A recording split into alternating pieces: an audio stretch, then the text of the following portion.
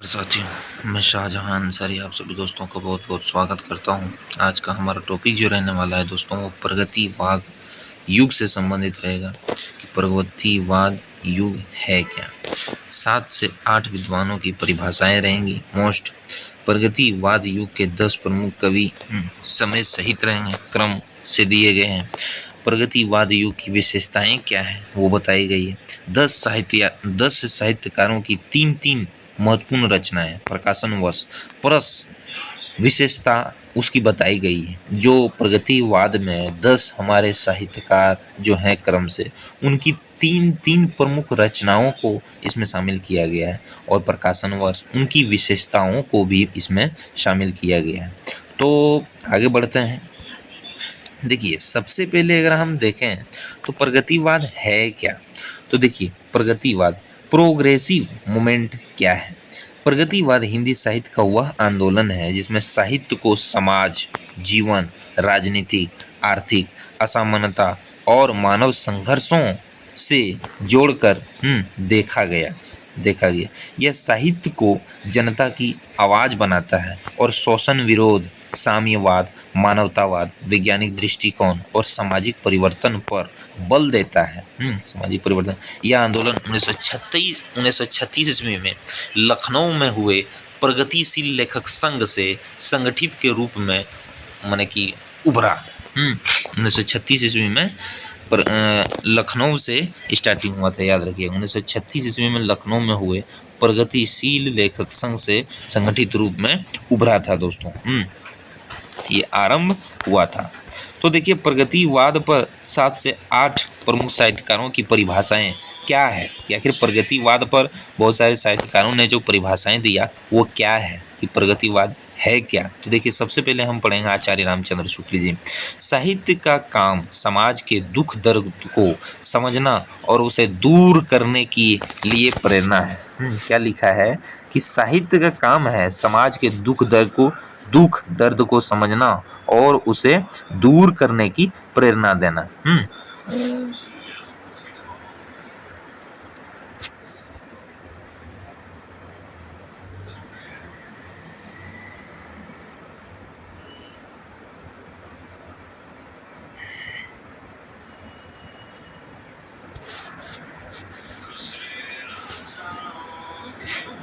साहित्य का काम समाज के दुख दर्द को समझना और उसे दूर करने के लिए प्रेरणा देना है। अब आते हैं आचार्य रामस्वरूप चतुर्वेदी जी, क्या कहते हैं। तो देखिए, प्रगतिवाद जो है, प्रगतिवाद वह साहित्यिक दृष्टि है जो सामाजिक यथार्थ को परिवर्तन की चेतना के साथ प्रस्तुत करती है। दोस्तों देखिए, क्या है प्रगतिवाद पर जो प्रमुख साहित्यकारों की जो परिभाषाएं हैं वो क्या है। देखिए, आचार्य रामचंद्र शुक्ल जी क्या कहते हैं। प्रगतिवाद वह साहित्यिक दृष्टि है जो सामाजिक यथार्थ को परिवर्तन की चेतना के साथ प्रस्तुत करती है। डॉक्टर रामविलास शर्मा क्या कहते हैं। प्रगतिवाद साहित्य का वर्ग संघर्ष तथा सामाजिक संघर्षों का पक्षधर साहित्य। याद रखिएगा, सुपर मोस्ट रामविलास शर्मा ये पूछे गए। डॉक्टर नामवर सिंह क्या कहते हैं कि प्रगतिवाद साहित्य में जीवन और समाज के यथार्थ को वैज्ञानिक दृष्टि से देखने की प्रवृत्ति है। सुपर मोस्ट है, याद माने कि इसको सुपर मोस्ट लगा ली। प्रगतिवाद साहित्य में जीवन और समाज के यथार्थ को वैज्ञानिक दृष्टि से देखने की प्रवृत्ति मिलती है। देखें, सटीक परिभाषा है। आप अगर किसी भी काल के 10, 8, 7 साहित्यकारों की अगर परिभाषाओं को अगर देख लीजिएगा तो उस साहित्यकार से संबंधित माने कि जो भी साहित्यकार ने परिभाषाएं दी है तो उस काल से संबंधित परिभाषाओं से संबंधित आप उस काल को समझ सकिएगा।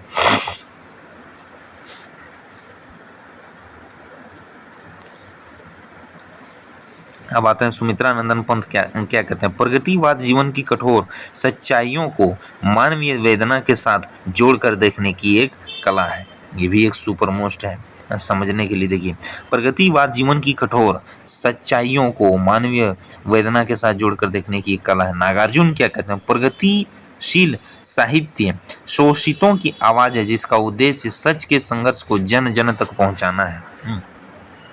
मुल्कराज आनंद, प्रगतिशील लेखक संघ, प्रगतिवाद साहित्य को मनुष्य के दुख दर्द का इतिहास मानता है, उसे बदलने का आह्वान करता है।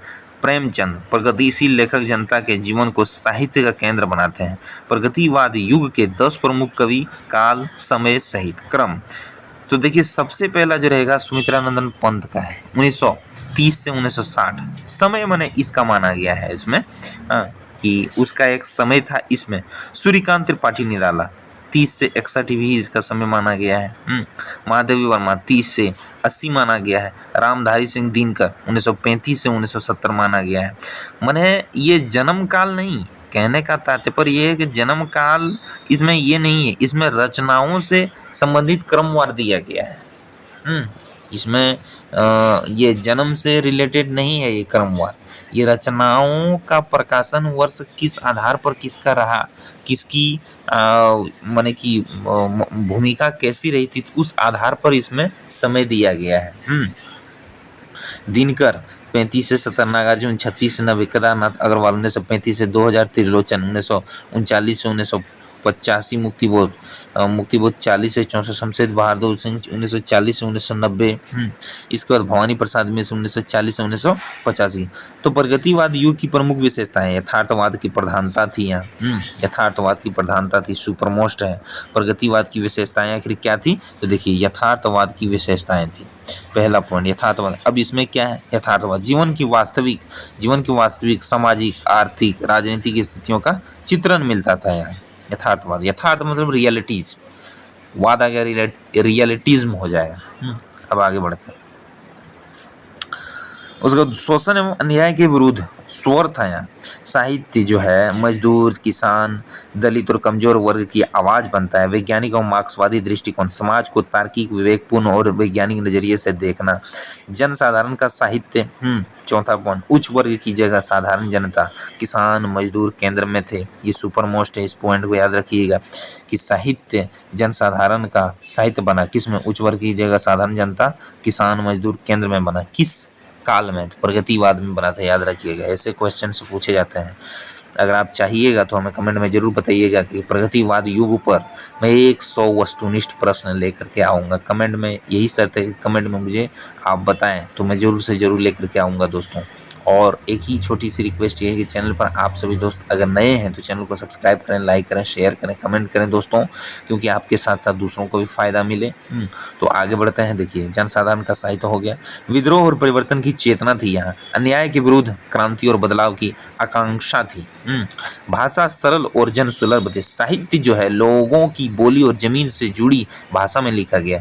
जो ये प्रगतिवाद जो है 36 से 43 जो समय है, तो इसमें जो रचनाएं हुई थी, तो रचनाएं जो हुई थी उसमें ऐसा था उस टाइम में कि साहित्य जो लिखा जाता था वो आम बोलचाल की भाषा एकदम बिल्कुल प्रस्तुत करती थी। चाहे वो आप गोदान को देखिए, चाहे आप क्या बोलते हैं, और भी 2-4-5 रचनाएं हैं जिनको आप देखिएगा तो उसमें एकदम बिल्कुल घर की भाषाएं इसमें जैसी होती है ना, तो वैसे उसमें उल्लेख किया गया है। प्रगतिवाद से अधिक स्पष्टता, चित्रात्मकता कम, वस्तुनिष्ठता और स्पष्ट अभिव्यक्ति पर जोर दिया गया। साहित्य का सामाजिक दायित्व, लेखन का उद्देश्य समाज सुधार और वर्ग संघर्ष की चेतना। 10 प्रमुख प्रगतिवादी साहित्यकार, उनकी 3-3 प्रमुख रचनाएं, प्रकाशन वर्ष प्लस विशेषता। प्रेमचंद कहानी उपन्यास क्या रहा था, गोदान देखिए 36 में, किसान जीवन शोषण और सामाजिक संरचना का यथार्थ चित्रण मिलता है। कफन 36 में, गरीबी एवं सामाजिक विडंबना पर आधारित मार्मिक कहानी है। कफन कफन अगर पढ़िएगा ना तो पढ़िए एक बार कहानी। दोनों बाप बेटा आलू मैंने खाते हैं और उनकी बीवी जो होती है वो प्रसव से चिल्ला रही होती है। तो बहुत मैंने मार्मिक कहानी है, एक बार पढ़ना चाहिए इसको। निर्मला 27 में, ये भी जो उपन्यास है बहुत सुपर मोस्ट है। बाल विवाह, दहेज जैसे सामाजिक मुद्दों का चित्रण मिलता है निर्मला 27। मैंने 4 बार उपन्यास को पढ़ा हूँ, क्योंकि ये उपन्यास मेरे पास है। गोदान भी है मेरे पास। कफन कहानी जो है वो मेरे पास है। वो क्या बोलते हैं, मानसरोवर भाग में है वो कहानी, उसको मैं पढ़ा हूँ। रामधारी सिंह दिनकर कवि। तो रसीमर थी 1952 में कर्ण के चरित्र के माध्यम से सामाजिक न्याय का संदेश दिया गया है। हुंकार 38 में क्रांति, संघर्ष और देशभक्ति का स्वर मिलता है। परशुराम की प्रतीक्षा 46 में सामाजिक विडंबना और वर्ग संघर्ष का चित्रण मिलता है। सुमित्रा नंदन पंत ग्रामिया 40 में ग्रामीण जीवन का नई चेतना के साथ चित्रण मिलता है। पल्लव 17 में युगांतरण की भूमिका प्रारंभिक अध्यात्म से प्रगतिशील की ओर इसमें दिया गया है। याद रखिएगा सुमित्रा नंदन पर जो एक बार मैं कई बार देखा हूँ, इस प्रश्न को बार बार पूछा गया था। देखिए, युगांतर की भूमिका प्रारंभिक अध्यात्म से प्रगतिशीलता की ओर किस रचना में मिलता है? पल्लव 17 में। याद रखिए, इस रचना के बारे में इसके बारे में प्रश्न पूछा गया है। ये पंथ के बारे में, इस पल्लव। तो पल्लव एक बार देख लीजिएगा। पल्लव पर 4-5 रचनाएं हैं। पल्लव की भूमिका, पल्लव की आलोचना, तो ये सब जो रचनाएं हैं मैं बता दूंगा आपको। युगांत 38 ईस्वी में 1938 में आधुनिक समाज की समस्याओं को काव्य रूप में प्रस्तुत किया गया। सूर्यकांत त्रिपाठी ने डाला। कुकुरमुत्ता 42 में कविता। समाज के ताने बाने पर व्यंग और यथार्थ चित्रण मिलता है। कुकुरमुत्ता 42 में कविताएं हैं।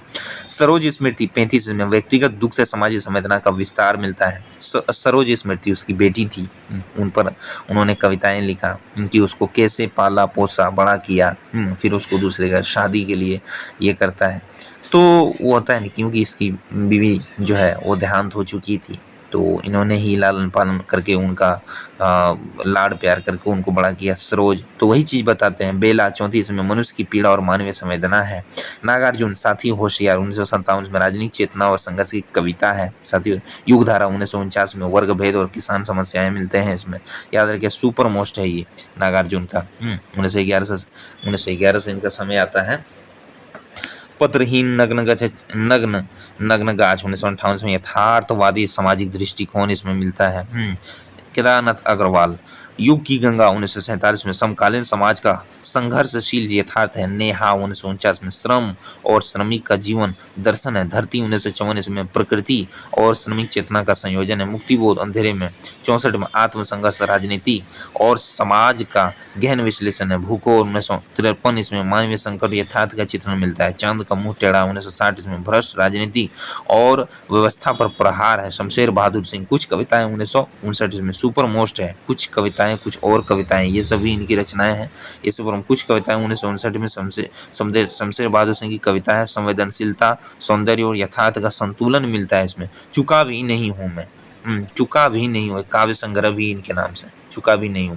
75 इसमें कविता आत्मसंघर्ष और सामाजिक यथार्थ का चित्रण मिलता है। उदिता 1969 में आधुनिकता और प्रगतिशील दृष्टि का मिश्रण मिलता है दोस्तों यहाँ। अब आते हैं त्रिलोचन 1917 या 18 से समय है, जो भी है मैं समय बता दूंगा आपको। सब साहित्यकार का मैं समय एक दिन लेकर के आऊँगा। धरती 1947 में ग्रामीण जीवन और आम आदमी की पीड़ा है। तार सप्तक 43 में सामूहिक भूमिका थी इसकी। नई कविता में दिशा प्रगतिशील संकेत है। अंक 1958 में सामाजिक विषमता का यथार्थवादी चित्रण मिलता है दोस्तों।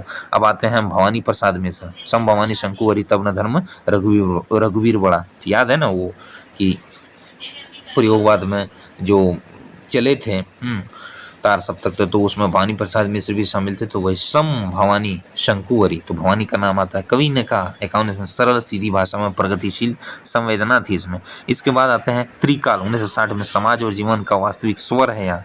गीत परोस 54 में यथार्थवादी व्यंग और सामाजिक आलोचना मिलता है दोस्तों यहाँ। हाँ,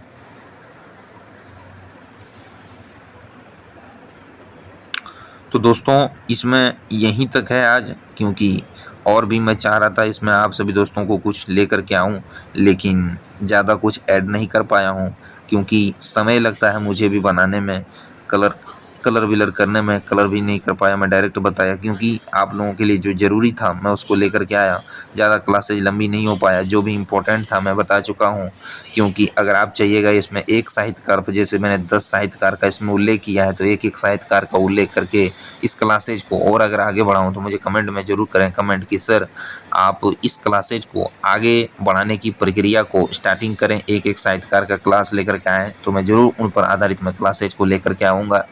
क्योंकि आपका कमेंट हमारे लिए एक महत्वपूर्ण राय है और उससे हम मोटिवेट हो करके उस पर आधारित हम क्लासेज को लेकर के आते हैं। अगर आप कमेंट नहीं कीजिएगा तो हम अपने से कितना करें। तो दोस्तों आज का क्लासेज मैं यही समाप्त करना चाहता हूँ। लेकिन समाप्त करने से मैं पहले एक बात बताना चाहता हूँ दोस्तों, चैनल पर आप सभी दोस्तों अगर नए हैं चैनल को सब्सक्राइब करें, लाइक करें, शेयर करें, कमेंट करें दोस्तों।